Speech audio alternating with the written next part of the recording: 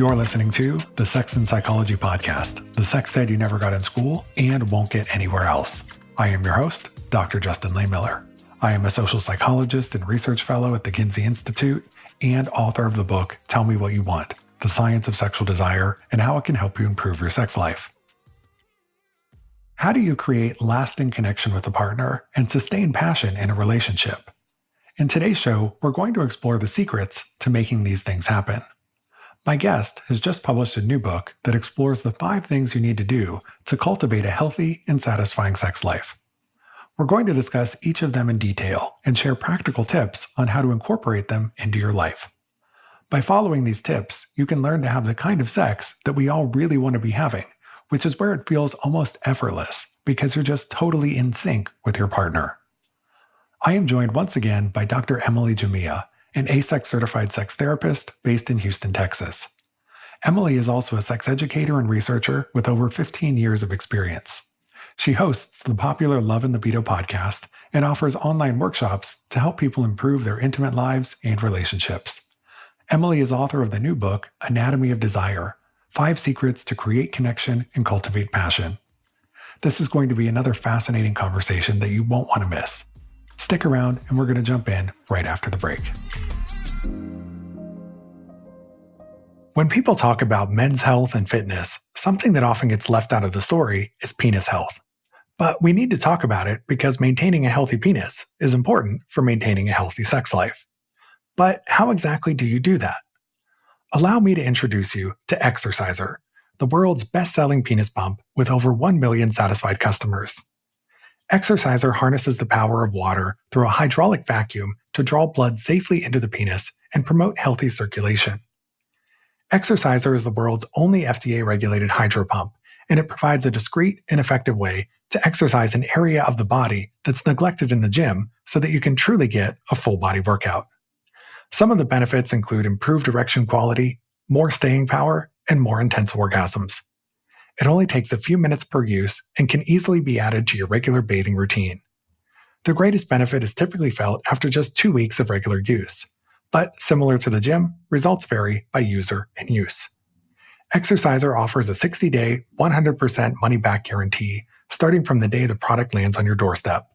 If the user is not satisfied for any reason, they'll receive a full refund. To learn more and get a 20% discount off of your purchase, check the show notes for the link or visit exerciser.com/SAP. That's exerciser.com/SAP. Okay, Emily, let's talk about some of the secrets to creating connection and cultivating passion. One of them is learning to be embodied, and we discussed that extensively in the previous episode. So if you haven't listened to that one yet, go check it out. But another one that you discuss in your new book, Anatomy of Desire, is curiosity. So tell us a bit about what you mean by curiosity and why curiosity is an important element of great sex. Sure. So, sensuality is all about the body. Curiosity is about opening the mind. You kind of have to take a generational split here. Like a lot of older generations, and I'm talking about kind of millennials and over, haven't spent enough time, I don't think, really actively challenging what sexual values and beliefs truly fit for them versus what they've maybe unconsciously internalized because society told them they should think and feel that way. So part of curiosity is really taking time to discern what sexual values fit for you. And this is just something I think not a lot of people individually have considered, and certainly not a lot of couples have talked about, because sometimes it can feel kind of scary to express maybe that your values around something have changed. But when I did research on this prior to sharing the stories in my book, these were conversations that a lot of my research participants were courageous enough to have with each other. They found that they had enough emotional safety that they could express to their partner maybe changes in some ideology around their sexual values, and their partner reacted in a way that was non-judgmental and open. So that's an important piece of the puzzle, I think, just on an individual level. It's also about staying curious about your partner. I think a lot of people don't realize how closed off we get to understanding our partners as they grow and evolve.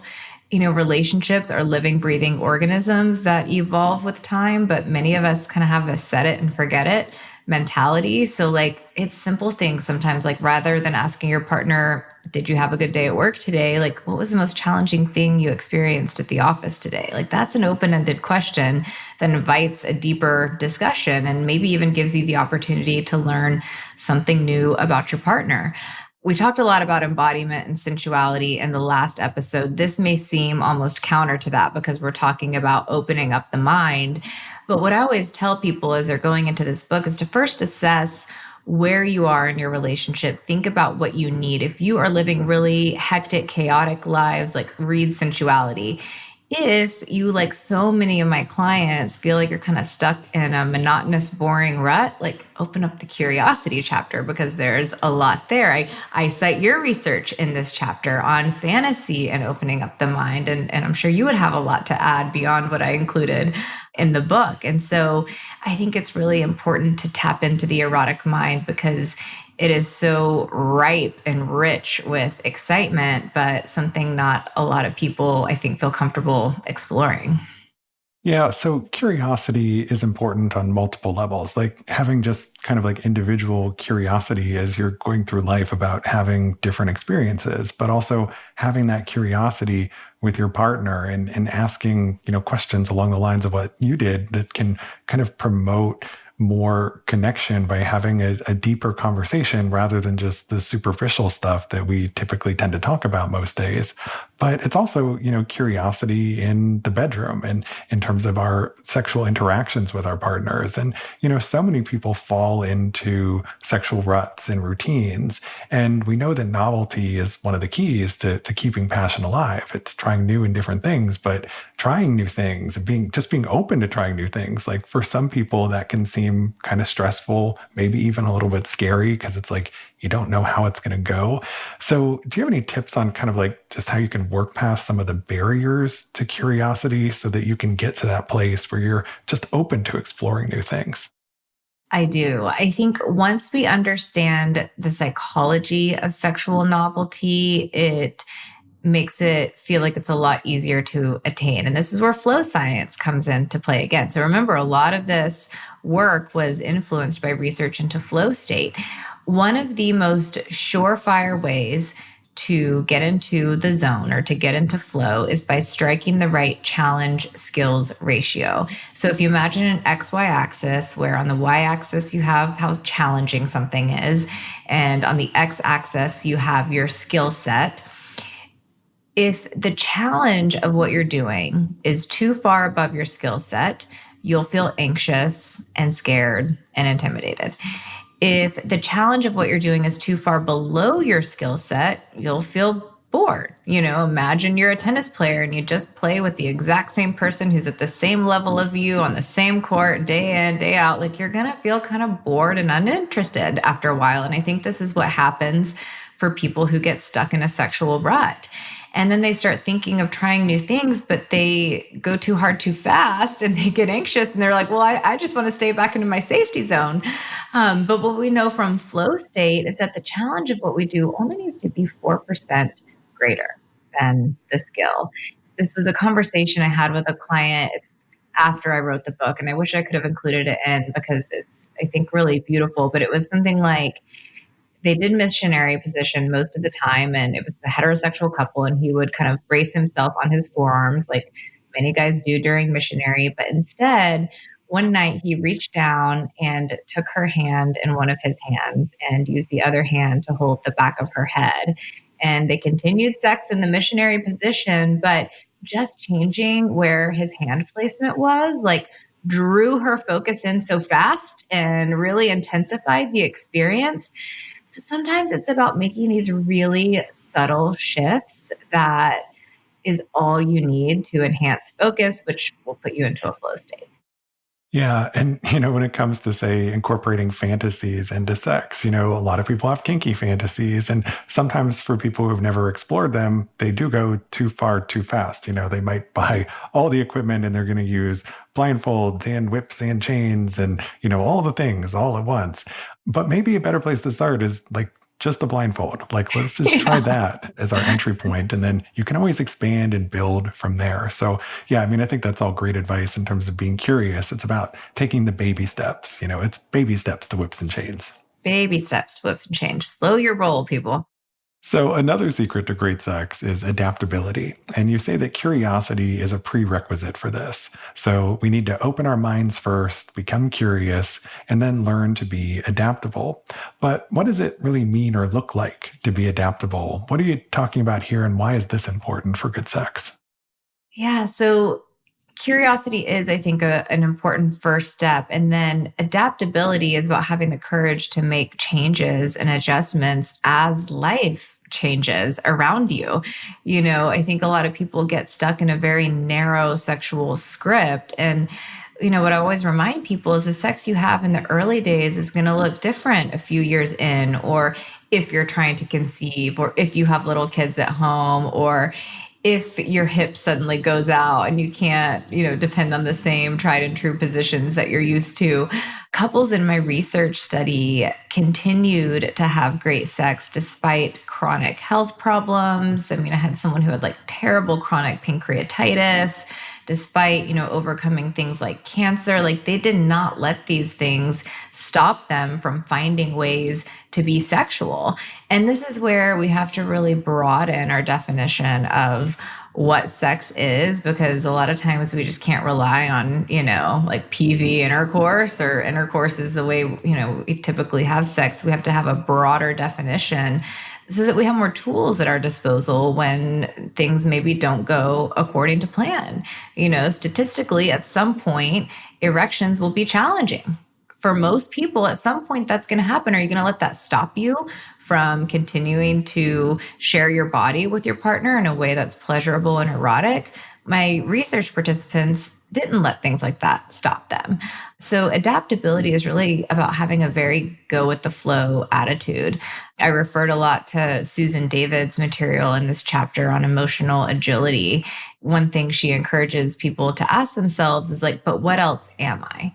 I think so much of the time we focus on like what's not working when there's probably plenty of things that are working. And so we have to pay attention and tap into everything else that's good if we want to maintain erotic connection for the long haul. And this chapter, I think, is really the best one in terms of sustaining passion in long-term relationships. If that's what you want, take a look at this chapter. Yeah, and I think this idea of adaptability is so, so important. But as you were speaking about this, something I couldn't help but think about is that some people just seem to be more naturally adaptable than others in the bedroom. And I'm thinking about this through the lens of the dual control model of sexuality. This idea that we all have differing levels of sexual excitation and inhibition, the gas pedal and the brake. And for people who are more easily excited, I think it's just easier for them to adapt to a changing or unexpected circumstance. But for people who are more easily inhibited, adapting to the unexpected can be a lot harder because you just tend to lose arousal so much faster. So my question for you is whether you think anyone can learn to become more adaptable. And if you're somebody who, say, is more easily inhibited and you find it harder to adapt, is there anything you can do to kind of cultivate more adaptability? I think this is where we can fall back on the stages of flow. So, for people who listened to the first episode that we did together, I talked about going through the stages of flow. And the first stage is the struggle phase.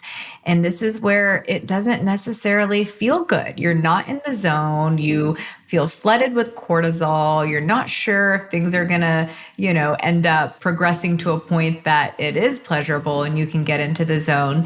And so, what I encourage people to do when they notice that feeling of inhibition or wanting to stop, to just give themselves some time to see if they can get back into it. And a lot of times, what that means is just slowing down and focusing on physical touch. Full body caresses, massage, things like that can go a long way at helping you get back into your body so that you're not ready to throw the towel in at the slightest misstep.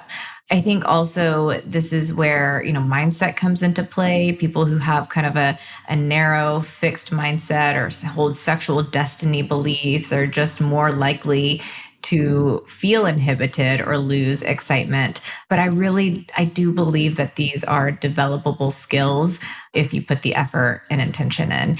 That's why the word cultivate is in the title of the book, because if you want to have great sex, you've got to be able to work at it a little bit. I think this is something that's intuitive to some people, but not so much to others. The people I talked to in my research study went to great lengths to maintain a strong sexual connection, not just because it was pleasurable, but they saw doing so as being beneficial to the relationship and to themselves as individuals. So rolling up our sleeves and putting a little elbow grease can go a long way. A little lube, yep. Yeah, a little lube. Yeah. I was also thinking as you were speaking about how this is also where the importance of a supportive partner comes in, and how in a lot of relationships, you have a very easily excited partner who's with a very easily inhibited partner, and it can kind of create this sexual disconnect. And there's an opportunity there for the easily excited partner to slow down, right? Because they can pretty easily get into the mood and, just work a little bit more in terms of helping their partner to build arousal so that you can both be at the same place. It just sometimes takes one partner a little bit longer to get there. So in cases where you kind of have that mismatch in terms of excitation and inhibition, I think couples can work together collaboratively to help one another to get to that state of mind that they both need to be in. Yeah, I mean, I couldn't agree more. I see this especially in my heterosexual couples, with male partners who are more easily excited. I'm like, look, like 99.9% of the time, you're going to have an orgasm, you're going to get an erection, it's going to be pleasurable for you. Like, why not do more to help your partner get there? And, probably slowing down for you would, enhance and elongate the experience and make it more pleasurable for both of you at the end of the day. So, Yeah. Very true. Sometimes slowing it down allows you the opportunity to savor and to experience things more intensely, and also to try some new things as well. totally, totally. Now, another key to great sex that you describe is vulnerability. So tell us a little bit about what you mean by vulnerability and why that's important for good sex. Yeah, I think having a strong emotional connection, we know, is an important precursor for most couples to have great sex, especially, I think that people can feel like they have great casual sex without much of an emotional connection. I definitely think there's a time and place for that. But, the people I talk to, and this is a bit more anecdotal, I would have to see what shows up in the research, or maybe you would know that over time, that in and of itself kind of falls flat, that people are longing for a deeper, more intimate emotional connection. And we know that's really important in terms of there being enough emotional safety to let go and surrender to the experience, which is another flow element that shows up, is this paradox of control. I have so many people who will complain about being unable to let go and surrender to sex, especially women who struggle to have an orgasm. It's, maybe a bit of a physical difference, but so much of it is emotional. And oftentimes it's because there's not enough safety in the relationship for them to let go. This paradox of control is really interesting because people who experience flow will say they feel very in control, yet there's a surrendering that happens. So this is where I fall back on like a snow skiing analogy. You can't surrender and fully immerse yourself in the experience of zipping down the mountain if you're not also in control of your skis. If you feel too out of control, there is no surrendering. And I think we need some degree of emotional control, not in a way that's controlling, but at least that sense of things around me are in control, and thus I can surrender to the experience. And that's, I think, what vulnerability is about. Yeah. Now, a lot of the sex advice that I see on social media boils down to be more vulnerable, but that's something that's much easier said than done, right? I mean, it's also like there's so much sex advice out there that says communicate more. It doesn't really tell us what we need to do in order to actually accomplish that. And, when it comes to vulnerability, there can be a lot of barriers to that. And some of us just have a harder time being vulnerable perhaps due to our attachment style, or perhaps due to a history of trauma. So, what are some things we can do to cultivate more vulnerability in our intimate lives, especially if that's something that you might really struggle with? If you are someone who has issues around attachment, maybe you're more avoidantly attached or you have an anxious style of attachment because of your family of origin and how you grew up, I really believe that so much healing can happen within the confines of a healthy relationship if you partner up with someone who gives you an opportunity to feel safe and seen and heard, and who is consistent and reliable and calls when they say they're going to call, and shows up for you. And that in and of itself can be healing. If that's not enough, this is where I think therapy can really help heal some of those attachment wounds. We have so much science now around attachment and so many wonderful therapeutic interventions to help kind of recalibrate the nervous system so that you can attach more securely to someone who is, ready and excited to be on that journey with you. And I think that's a really important point, because when we hear about attachment style, it's often discussed as this cradle to grave phenomenon, where the implication is that your attachment style never changes. Like it's just going to be that for your entire life. But our attachment styles, it turns out, are much more malleable than previously thought. And, by virtue of being in a supportive relationship, that can shape and mold your attachment style. I mean, your attachment style can actually be molded in a lot of different directions, for better or for worse, right? But it is something where if you do struggle with this, but you're in a supportive environment or supportive relationship context, you can change in a way that can then help you to become more vulnerable and also to connect at a deeper level. Totally agree. I love all the newer research out there on post traumatic growth. For a long time, there was such a focus on post traumatic stress and trauma. And I think this kind of idea that once we're traumatized, we're always going to be a little traumatized and broken. But now we have all this amazing research on how people can grow from their trauma. And I write about that in the book because I think what that does is add to complexity of the self. I was just talking to someone kind of joking around about how like people who've never experienced any kind of trauma are just kind of boring, in my opinion. Right? Not that we need chaos, but I think for people who have, grew up maybe in a dysfunctional family system or have some kind of trauma, as they've grown and healed and it's become more integrated into who they are and they learn to manage it more effectively, yes, there is so much growth that can happen individually and within the context of a relationship that adds just an interesting and unique layer, I think. Yeah.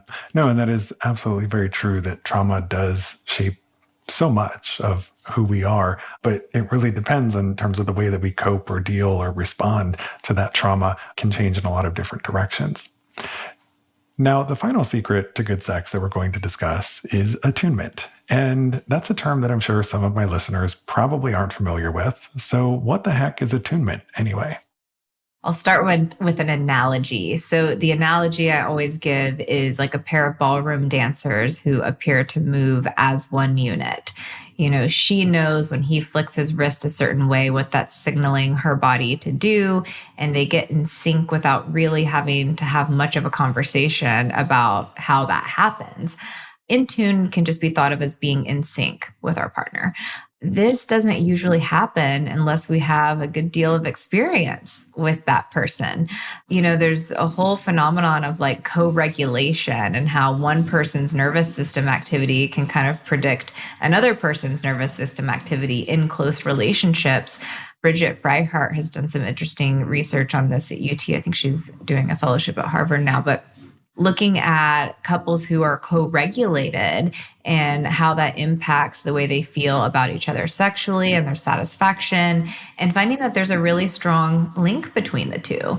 This is not going to happen. You're not going to experience sex that feels effortless and in sync if you're having sex very infrequently, if you don't really spend much time together as a couple, because you've got to have that nervous system synchronicity happen, long before you get into the bedroom to ultimately experience that feeling of being in sync.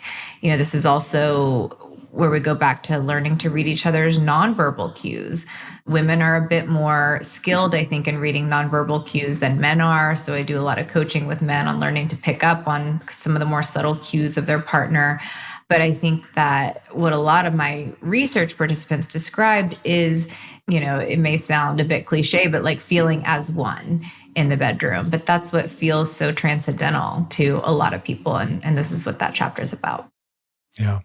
Now, as you describe in the book, attunement is really the key thing that we're building to. We need to learn first to become embodied, curious, adaptable, and vulnerable first. That's going to lay the groundwork. So assuming we've done that, what are some tips you can share on, learning to become more attuned to our partners during sex? Yeah, for sure. I think attunement is kind of the gestalt of everything else. It's where it all comes together, which makes it really exciting, I think, to build up to. Frequency is your friend here, not beyond a point that having a ton of sex is going to stress you out, but at least carving out time to connect, physically, erotically in some way is going to help, I think, increase the chances of experiencing that erotic attunement in bed. Sometimes you're going to maybe feel like kind of lucky and everything just clicks and, you're super in sync. Other times it might feel a little bit clunky and awkward and you're like, oh, okay, well, definitely we weren't in tuned. But I think practicing all of the exercises that I describe and outline in the other chapters can go a long way at helping increase chances for attunement ultimately in the bedroom.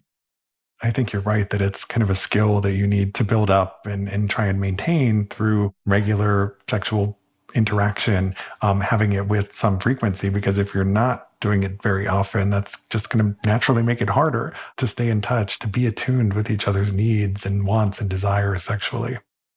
Precisely. And I think it's when we are highly attuned that we experience this very cool phenomenon, which is a flow state term of transient hypofrontality, which is when that prefrontal cortex part of the brain kind of quiets down and the chitter chatter is gone and you are fully embodied, but also experience that sense of merger that we hear a lot about when talking about flow state activities. And you get a really great cocktail of neurochemicals when you get into that state. And this is where I remind people that it's better than the honeymoon stage, because in the honeymoon stage, you get dopamine, you get norepinephrine, you get some oxytocin if you're having sex, but you get a drop in serotonin, which creates that kind of anxious, obsessive feeling that a lot of people have early on.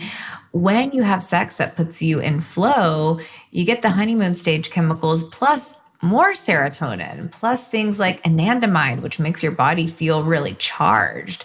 And that plus this transient hypofrontality is what gives us that loss of space and time and complete merger, which I think makes sex feel really transcendent. So it's juicy stuff. Juicy stuff indeed.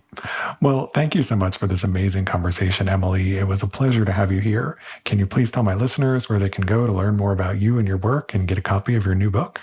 Absolutely. Thank you, Justin. So the book is available everywhere books are sold. If you buy a copy, you can go to my website and get like tons of free bonuses. So be sure to check that out at emilyjamia.com. And then I'm on all the social media channels at Dr. Emily Jamia. And I have a podcast as well called Love and Libido. So be sure to check it out. Well, and I will be sure to include links to all of that in the show notes. Thank you again so much for your time. It was really a pleasure to have you here.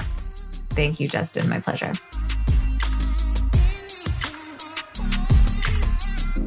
Thank you for listening. To keep up with new episodes of this podcast, visit my website, Sex and Psychology, at sexandpsychology.com, or subscribe on your favorite platform, where I hope you'll take a moment to rate and review the show. You can also follow me on the socials for daily sex research updates. I'm on Twitter and TikTok at Justin Lehmiller and Instagram at Justin J. Lehmiller. Also, be sure to check out my book, Tell Me What You Want. And if you have a question you'd like me to answer on a future episode of this show, you can leave me a podcast voicemail at speakpipe.com/sexandpsychology. Thanks again for listening. Until next time.